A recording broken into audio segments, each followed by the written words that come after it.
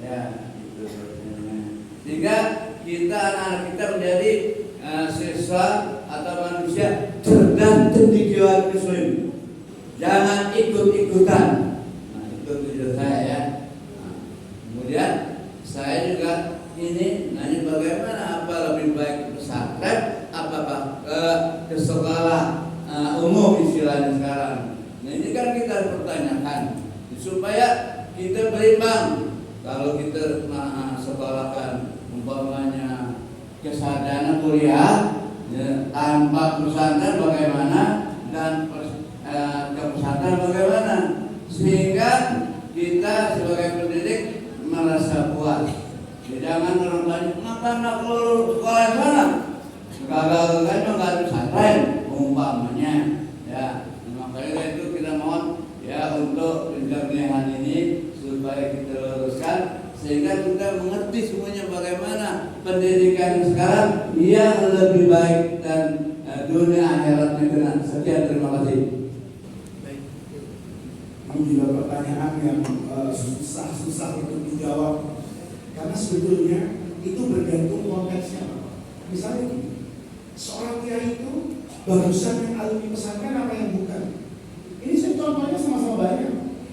Ada kiai kayak misalnya mu'alim Kiai Syafi'i Azami, kayak Kiai Abdul Rashid Abdullah Syafi'i, itu kan tidak lahir dari pesantren, itu lahir dari majelis-majelis lain, ngaji sama guru kayak di sini, ya. Dulu saya di sini aja masih kaget, Pak. Dulu tahun 2005, saya pernah ke tempatnya Kiai Abdul Razak Haidir, jam 2 siang. Saya telepon beliau tuh, kalau dulu beliau itu ngajar di Masjid Tanggupan Perahu. Saya sering dulu diundang berceramah di sana. Kalau selesai beliau takrir baca kitab. Maka saya minta tabaruk sama beliau. Kiai, saya mau ke rumah Kiai. Kapan Kiai ada di rumah? Beliau jawab, besok aja ya, jam 2 siang insya Allah saya udah di rumah. Saya datang jam 2 siang. Kaget saya. Jam 2 siang itu beliau selesai ngajar di rumahnya.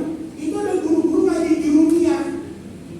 Ya, tidak tahu apa orang Mampang Tegawaran sampai sekarang masih ngaji kayak begitu sama guru. Dulu sama dia Razak Haidir. Saya datang ke rumahnya itu siang-siang. Itu ada sepeda motor 5 orang. Saya mikir orang mau undang mau apa? Saya tak ngaji. Gitu. Begitu keluar dari rumah saya mikir, saya di pesantren aja, nggak mungkin ngajar nahu jam 2 siang. Muridnya pasti sudah nggak konsentrasi. Ini orang kok kayak gini. Iya. Artinya apa? Ada orang di dunia ini yang bisa jadi kiai tanpa harus belajar di pondok pesantren. Dan ada orang yang memang jadi kiai karena dia besar dan lahir dari pesantren. Ada orang yang ahli keuangan karena berlatar belakang fakultas ekonomi kayak Sri Mulyani. Tapi dulu di Malaysia itu ada 3 ahli keuangan yang luar biasa. Namanya Anwar Ibrahim yang hari ini jadi Perdana Menteri. Pak Anwar itu pendidikannya itu adalah sarjana teknik. Saya banyak sekali bergaul dengan ahli ekonomi di Indonesia. Yang menarik adalah praktisi ekonomi yang berkantor sepanjang Sudirman Tamrin itu banyak di bawah IPB. Aneh kan? Sehingga IPB itu dipelesetkan dulu, bukan Institut Pertanian Indonesia, Institut Pertanian Bogor, Institut Perbankan Bogor. Karena banyak direktur bank yang besar di Jakarta dulu itu alumni. Artinya materi yang kita ajarkan itu penting, tetapi tidak kurang penting. Ada 2 hal dulu. Yang pertama, metode kita mengajarkan ilmu itu. Kadang-kadang ilmunya nggak salah, tapi metodenya salah. Saya tidak ikut di pelajaran saya. Saya ambil pelajaran agama yang memang bidang studi saya. Berapa banyak orang yang ahli usul fikih, ahli qawaid fikih, kalau ditanya hukum, itu jawabannya lama. Tapi kalau ahli usul fikih, harusnya pelajaran itu bukan dihafalkan, tapi dia menjadi apa ini? Sarana kunci untuk menjadikan pelajaran itu sebagai jawaban permasalahan. Saya akan ditanya sama santri saya, ada apa? Saya ini dapat kesempatan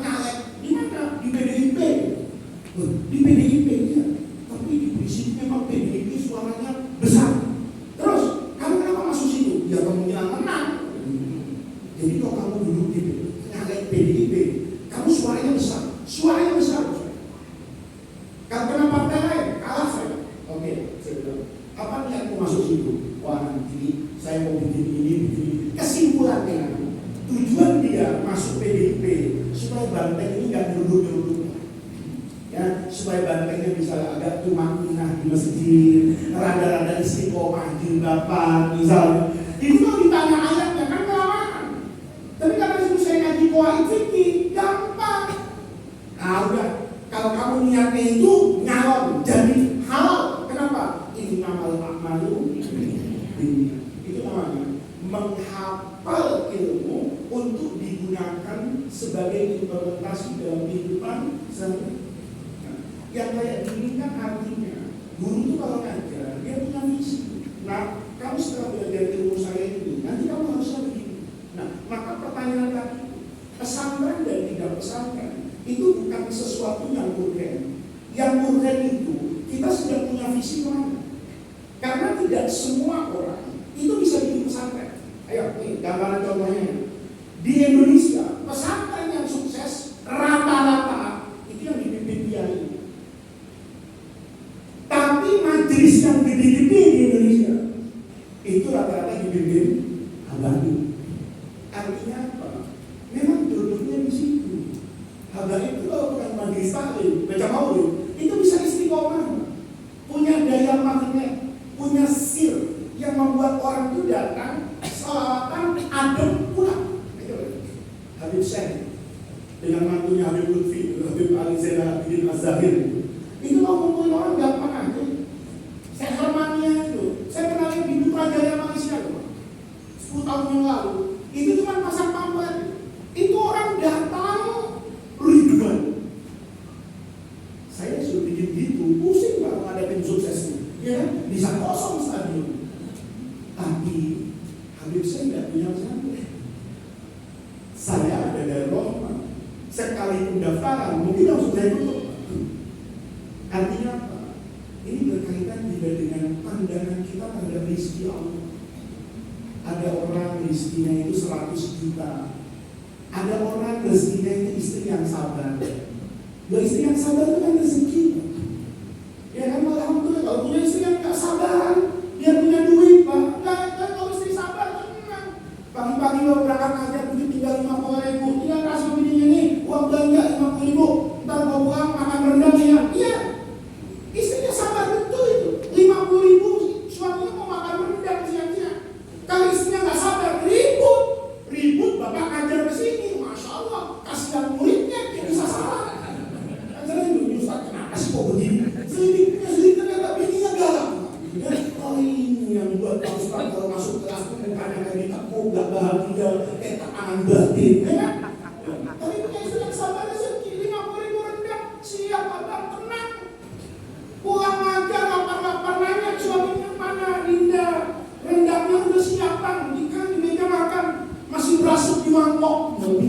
Kok rendang berasap di mangkok? Setelah dibuka ternyata Indomie rasa rendang. Tapi kan bagus. Suaminya juga gitu ngerti kan? Oh iya, istri saya itu udah berusaha membahagiakan saya.